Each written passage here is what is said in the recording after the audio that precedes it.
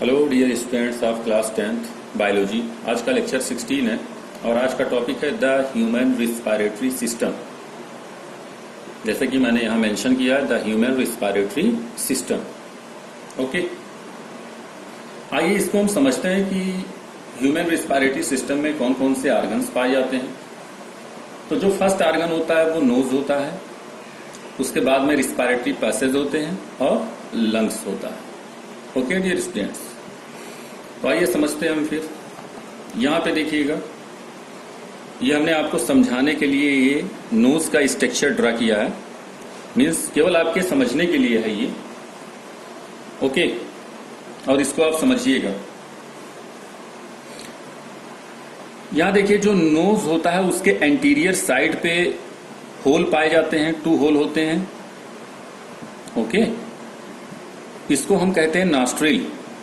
Okay, तो ये singular form है नॉस्ट्रिल, और अगर हम दोनों की बात करते हैं तो हम कहेंगे नॉस्ट्रिल्स। ओके डियर स्टूडेंट्स, अब ये जो नॉस्ट्रिल्स होता है, ये नॉस्ट्रिल्स एक कैविटी में ओपन होता है जिसे हम क्या कहते हैं, नोजल कैविटी। नोजल कैविटी में हेयर पाया जाता है और म्यूकस ग्लैंड पाए जाते हैं जो म्यूकस सिक्रीट करते हैं। अब ये म्यूकस ग्लैंड जो होता है, ये म्यूकस सिक्रीट करता है डियर स्टूडेंट्स, और म्यूकस एक चिपचिपा सब्सटेंस होता है। तो जब म्यूकस सिक्रीट होता है तो ये इसी हेयर के ऊपर लग जाते हैं, जिससे हेयर जो होती है वो चिपचिपी हो जाती है। ओके, अब काम क्या होता है कि जब एयर नॉस्ट्रिल के हेल्प से, एयर जो इन्वायरमेंट में एयर पाया जाता है, ये एयर जब नॉस्ट्रिल के हेल्प से नाजल कैविटी में पहुंचता है, तो चूंकि हेयर पाए जाते हैं यहाँ पे, ये हेयर आपस में उलझे होते हैं और इनके ऊपर म्यूकस एक चिपचिपा मटेरियल लगा होता है। तो एयर के साथ जो भी डस्ट पार्टिकल्स आते हैं वो यहीं पे क्या हो जाते हैं, ट्रैप हो जाते हैं, फंस जाते हैं ये डस्ट पार्टिकल्स।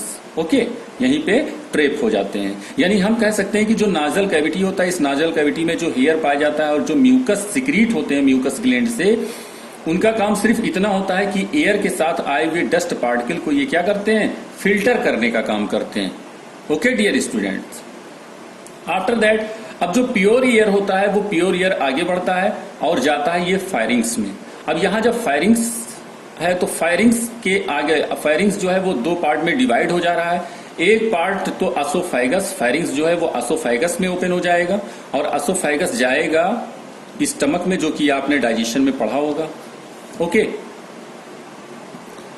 दूसरा पार्ट जो होता है ये जाता है सीधा कहां, लंग्स के अंदर। लेकिन यहां पे देखिएगा एक कैप होती है जिसे हम क्या कहते हैं, इपिग्लाटिस कहते हैं। और ये इपिग्लाटिस जो होती है ये हमेशा बंद होती है। जब एयर इंटर करना होता है तो ये इपिग्लाटिस ओपन होती है, और नहीं तो ये क्या होती है, बंद होती है इपिग्लाटिस।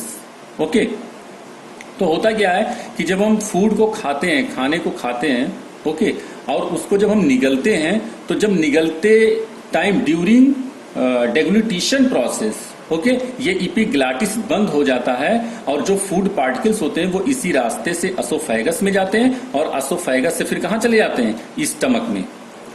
लेकिन कभी कभी जब हम बात करते होते हैं या हमारा कंसंट्रेशन एकदम क्लियर नहीं होता है, हमारा माइंड डाइवर्ट होता है और हम बातें करते रहते हैं, तो इत्तेफाकन ये इपिग्लाटिस कभी कभी खुल जाता है, ओपन हो जाता है, जिससे फूड के कुछ पार्टिकल्स जो हैं वो रिस्पायरेटरी पैसेज में आ जाते हैं। और रिस्पायरेटरी पैसेज में जब आते हैं तो हमको क्या आने लगती है, छींकें आने लगती हैं।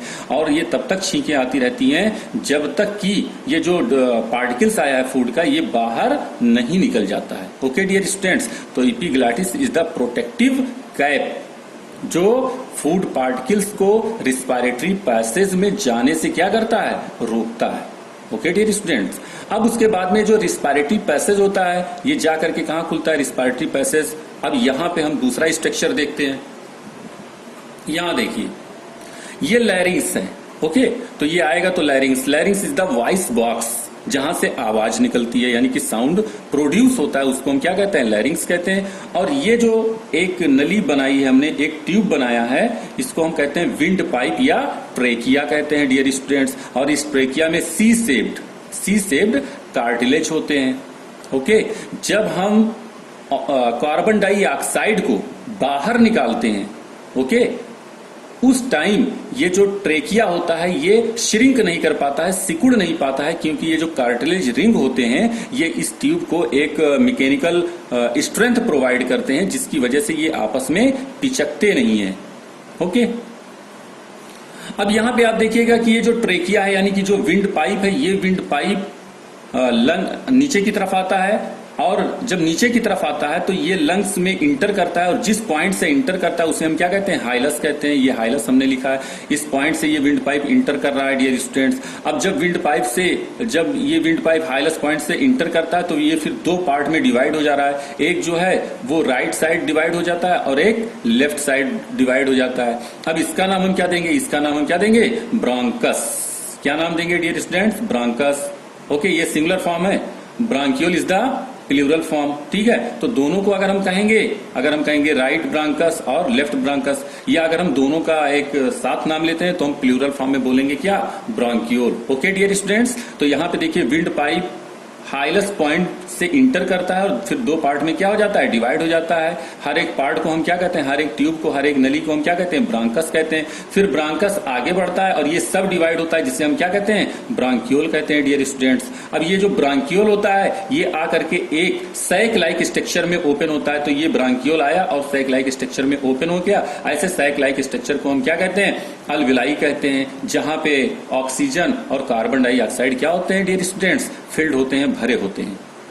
ओके, अगर हम पूरे लंग्स के स्ट्रक्चर की स्टडी करते हैं तो ये पूरा का पूरा लंग्स जो होता है ये दो पार्ट में डिवाइड होता है, राइट लंग्स और लेफ्ट लंग्स। तो ये राइट लंग्स है और ये लेफ्ट लंग्स है। जो राइट लंग्स होता है ये साइज में थोड़ा बड़ा होता है, किससे, लेफ्ट लंग्स से।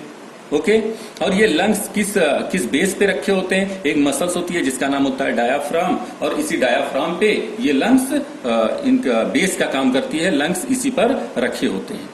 ओके, अगर हम लंग्स की बात करते हैं तो ये लंग्स के चारों तरफ जो कवरिंग पाई जाती है उसे हम कहते हैं प्लूरल मेम्ब्रेन। यहाँ पे हमने लिखा है, मेंशन किया है, प्लूरल मेम्ब्रेन। अब ये प्लूरल मेम्ब्रेन जो होता है इसमें भी दो सब लेयर होते हैं। जो आउटर सब लेयर होता है उसे हम क्या कहते हैं, पैराइटल प्लूरा, और जो इनर सब लेयर होता है उसे हम क्या कहते हैं, विसरल प्लूरा। और पैराइटल प्लूरा और विसरल प्लूरा इन दोनों को कंबाइंडली हम क्या कहते हैं, प्लूरल मेम्ब्रेन कहते हैं। और इन दोनों सब लेयर के बीच में ब्लैंक स्पेस होता है। ये देखिए ब्लैंक स्पेस दिखाई दे रहा है व्हाइट। ओके, इस ब्लैंक स्पेस को ही हम क्या कहते हैं, प्लूरल कैविटी कहते हैं। अगर कभी यहाँ पे इस प्लूरल कैविटी के अंदर कोई फ्लूइड आ जाता है तो जो ब्रीथिंग मैकेनिज्म होता है, मींस ऑक्सीजन का लेना और कार्बन डाइऑक्साइड का रिलीज करना, ये प्रोसेस प्रॉपर नहीं हो पाता। तो ऐसे डिजीज को हम क्या कहते हैं, प्लूरेसी।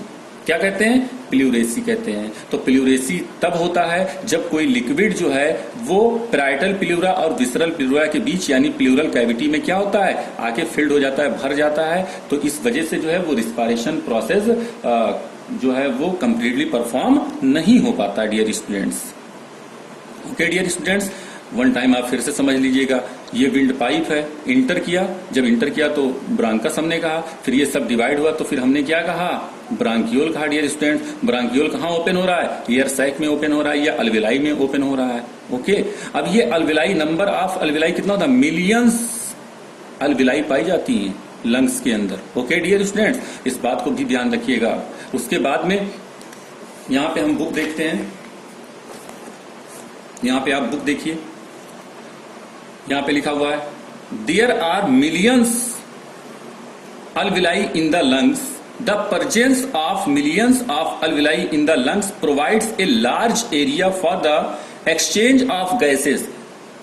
यानी कि जो एक्सचेंज ऑफ गैसेज यानी जो कार्बन डाइऑक्साइड और ऑक्सीजन का जो एक्सचेंज होगा वो कहाँ होगा, अल्वेलाई यानी कि ईयर सैक में होगा। And the availability of large surface area maximize the exchange of gases. For example, if all alveoli from the two human lungs are unfold, यानी कि ह्यूमन लंग्स जो होते हैं उन दोनों लंग्स के अल्वेलाई को हम क्या कर देते हैं, अनफोल्ड कर देते हैं। They would give an area of about 80 square meters which is nearly the size of a tennis court.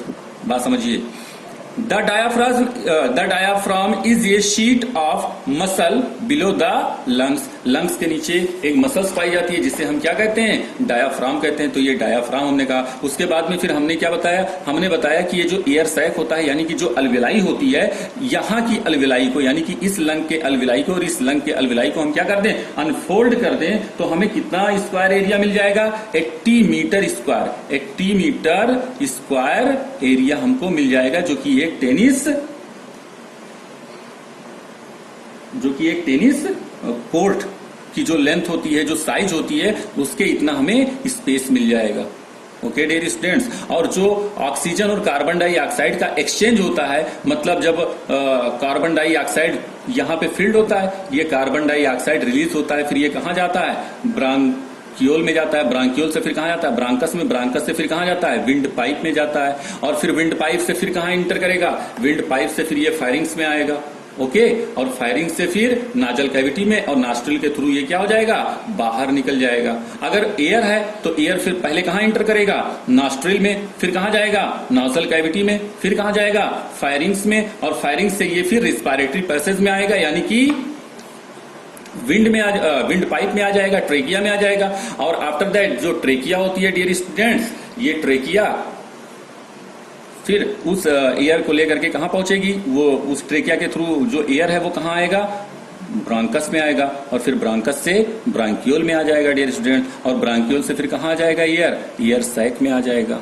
Okay dear students, तो इस बात को आप ध्यान में रखिएगा। और ये स्ट्रक्चर ऑफ लंग्स है, और इसकी स्टडी आप जो है वो बहुत क्लियरली कर लीजिएगा घर पे बैठ के। ओके डियर स्टूडेंट्स, और इसके आगे का टॉपिक जो है वो ब्रीथिंग है, तो पहले आप इसको समझ लीजिएगा, सही है, प्रॉपरली आप समझ लीजिएगा इसको, क्योंकि अगर ये स्ट्रक्चर समझ में नहीं आया तो जो मैकेनिज्म ऑफ ब्रीथिंग है, जो मैं समझाऊंगा आपको, एक्सपायरेशन और इंस्पायरेशन, वो प्रॉपर समझ में नहीं आएगा।